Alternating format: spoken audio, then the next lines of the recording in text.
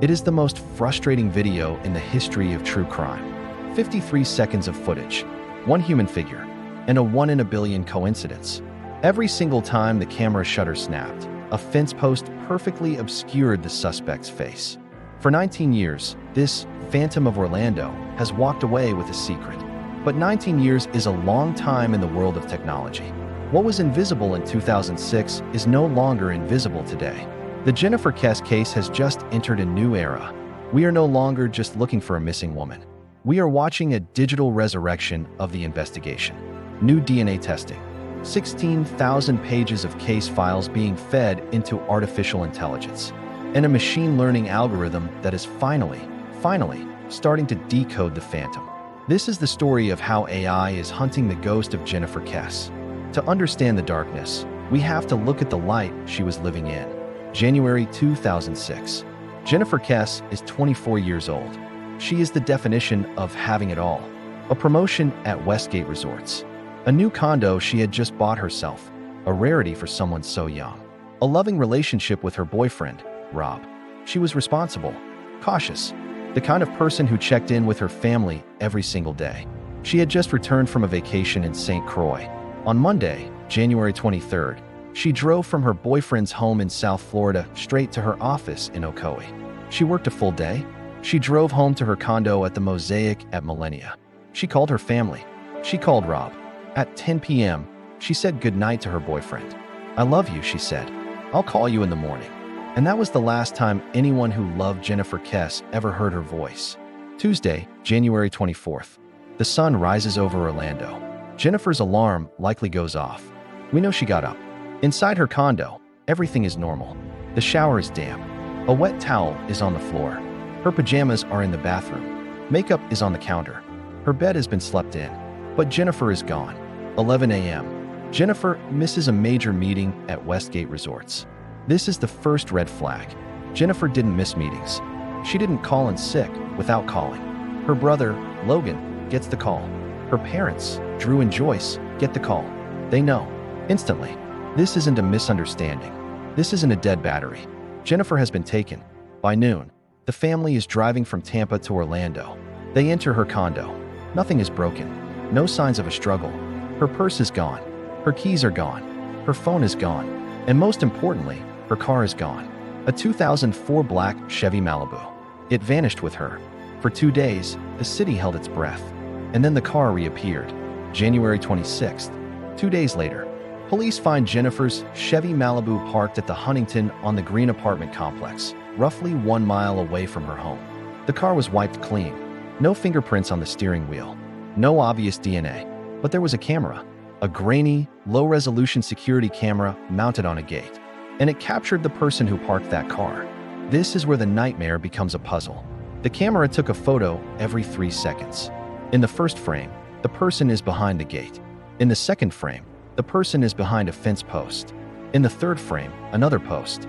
It is a statistical impossibility. The Phantom walked with a rhythm that perfectly synchronized with the camera's shutter speed and the spacing of the fence posts. Face, obscured. Face, obscured. Face, obscured. For years, the FBI estimated this person to be between 5 feet 3 inches and 5 feet 5 inches. They looked at the clothes, possibly painter's whites, or a maintenance uniform. But the video quality was too poor. It was 2006. We were looking at pixels the size of golf balls. The investigation stalled. The trail went cold. The family was left with a car, a condo, and a ghost on a tape. Until now. Fast forward to 2024 and beyond. The Kesse family sued for the release of the case files. They got them. 16,000 pages. Police reports. Tip lines. Witness statements.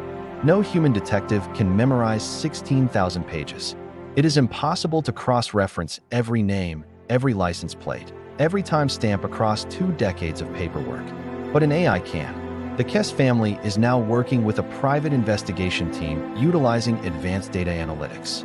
They are digitizing the entire file. The AI is looking for structured data in the chaos. It's finding connections that human eyes missed. For example, a maintenance worker interviewed in 2006 gave an alibi, but did another witness, interviewed in 2008, mention seeing that same worker somewhere else? A human might miss that contradiction separated by 2 years and 5,000 pages. The AI flags it in milliseconds. And then, there's the video. We can't magically enhance the face like in a movie. But modern AI doesn't need a face. It uses gait analysis. Every human walks differently. The swing of your arm, the length of your stride, the angle of your foot. It is as unique as a fingerprint. New analysis of the phantom footage suggests the height estimate may have been wrong. The figure might be taller than we thought. The maintenance uniform might not be a uniform at all. And while the AI hunts for patterns, the lab is hunting for biology. Reports have surfaced of new DNA testing on items from the car. Touch DNA, evidence that was too small to test in 2006, is now viable. We aren't just looking for a match in a database. We are looking for a genetic ghost. And rumors are swirling that the list of persons of interest has narrowed significantly. So, where does the evidence point now? Theory 1, the construction workers. The mosaic at Millennia was still under construction. Workers were everywhere. Some lived in empty units. Did the AI find a worker whose timeline doesn't add up?